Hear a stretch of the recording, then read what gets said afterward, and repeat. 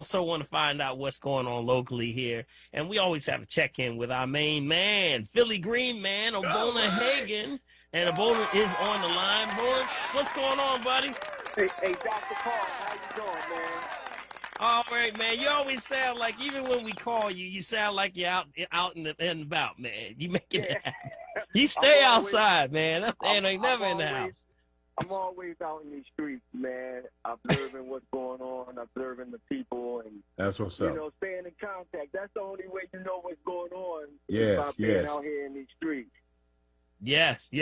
So tell us the update, man. You know, you were mentioning some things, man. What's going on? Let me just start with saying this.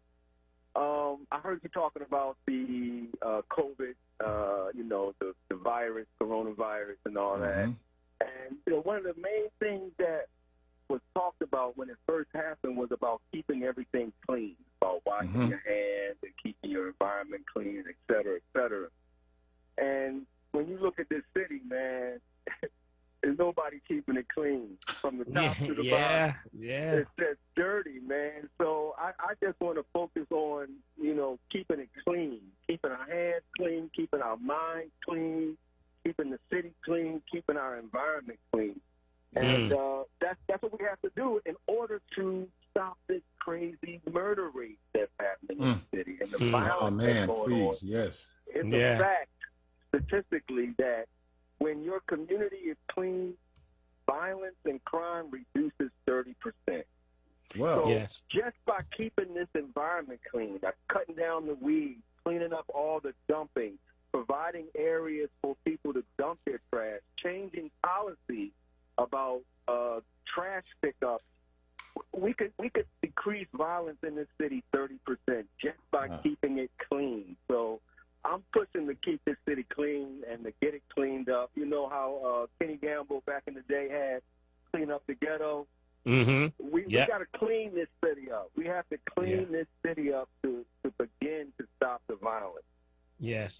And that does have a lot to do with it because, when they do the studies that show, how, cleanliness has a lot to do. How you respect your neighborhood and your community has everything to do with your overall health. Yes. It does. If you have a respect for your community, when you eat food, you're not going to throw the empty bags and things out in the street, and things like that. If you do that, then you have a better way of now treating your community, but also treating the people that are around you. Yes, so, it has a lot to do with that, man. I'm straight on. I understand and that. I'm going to tell you, there's one thing that the city did, the plastic bag ban.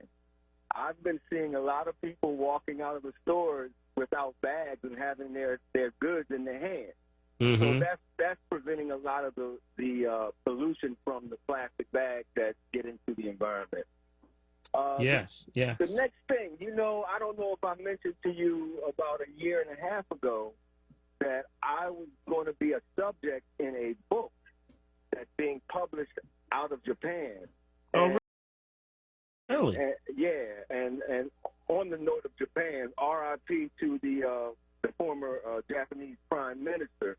Yes. The brother who's written this book, and the book is called Success Tips from Successful African Americans, Volume 1, by Everett Ofari. Now, Everett Ofari, very interesting guy. He teaches Japanese, and he's from Ghana. Okay, excellent. Everett Ofari. This is the first volume of his book, Successful Tips from Successful African Americans, and Ogbonna Hagan is one of the 40 African Americans who are featured in this book. All right. Well, go ahead, buddy. That's what's up. Give him a big hand. hand. Give him a hand there. That's what's up.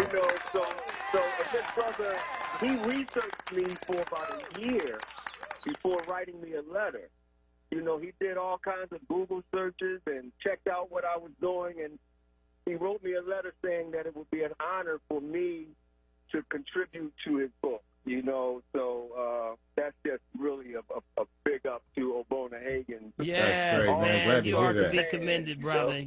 We thank you so much, man, because, you're always making us self-aware of what's happening on the streets and the things that people miss, but it wouldn't be understood if it wasn't for people like yourself that could really sort of look at the details and what's happening in our communities, man. So we thank you so much, my brother, and thank you so much for checking in. We really appreciate you. Don't be a stranger. Always let's do a check-in, all right? No now, doubt. last Let's thing, clean this city up. We got to focus on cleaning the city up. There you that's go. right. There you And go. before you go, give the family your number and contact information, how they can be a part of what your cleanup is, because you're still, picking up shoes and things and sending them to Africa, right? So give them your information. Give them your information.